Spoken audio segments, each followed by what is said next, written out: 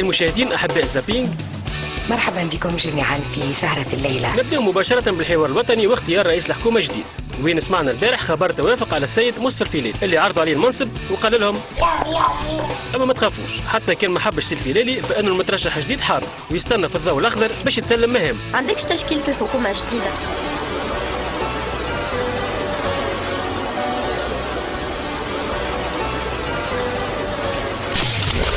نمروا للنائبة سونيا تومية واللي تحصلت على ماجستير مؤخرا مما خلاها تتلقى التهاني من زملاء. وشكرا سيدة الرئيس، بارك الله فيك. بارك الله فيك زميلتي العزيزة. إن شاء الله في مهم سيدة سونيا، وتعرف اللي خليتني أنا بدي نخمم في مواصلة التعليم والحصول على الماجستير، أما اللي غالب لا أستطيع. مانيش عارف علاش.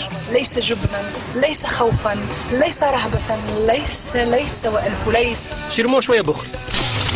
في الشأن الوطني تخطى الورو عتبة 2300 مليون. خبر خلى برشا عباد دق ناقوس الخطر، اما زي تتفاجئوا على خاطر بعد نص نهار ثم مضي ساعه، وبعد نهار 14 ثم نهار 15 ديسمبر. نمروا للكتاب الاسود اللي عمل ضجه كبيره المده الفارغه واللي عندما ورقناه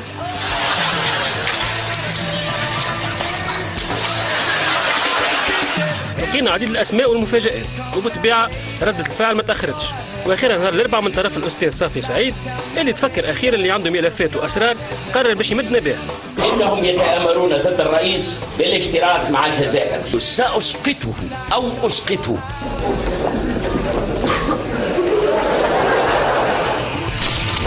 على القنوات الشقيقة شفنا في برنامج شريك العمر معلومة تقنية وتكنولوجية جديدة تخص الفيسبوك. كيفاش تعرفت عليه؟ الفيسبوك. عفوا الفيسبوك. احكي لنا كيفاش تعرفت عليه؟ نهار هكا عملت ديموند. عملت دوموند؟ ايه؟ طاحت هي. ها؟ طاحت هي. عملت دوموند طاحت هي؟ طاحت هي. سي كاتاستروفيك، سي با بوسيبل، سي كاتاستروفيك. نختم جولتنا بصور شركة طيران أجنبية حبت تفرح مسافريها بمناسبة رأس السنة الميلادية، وعملت لهم مفاجأة ما كانتش على بالهم.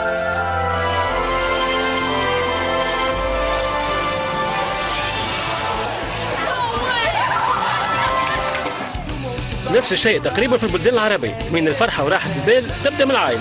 أمي لا تتفاهم مع زوجتي، وخالتي تكره أختي وتحب أمي، وعمتي تحب أختي وتكره زوجتي، وزوجتي تحب أختي وتكره خالتي. فعل زبالة يا راجل.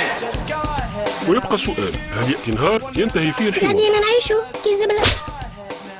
والسلام عليكم ورحمة الله تعالى وبركاته.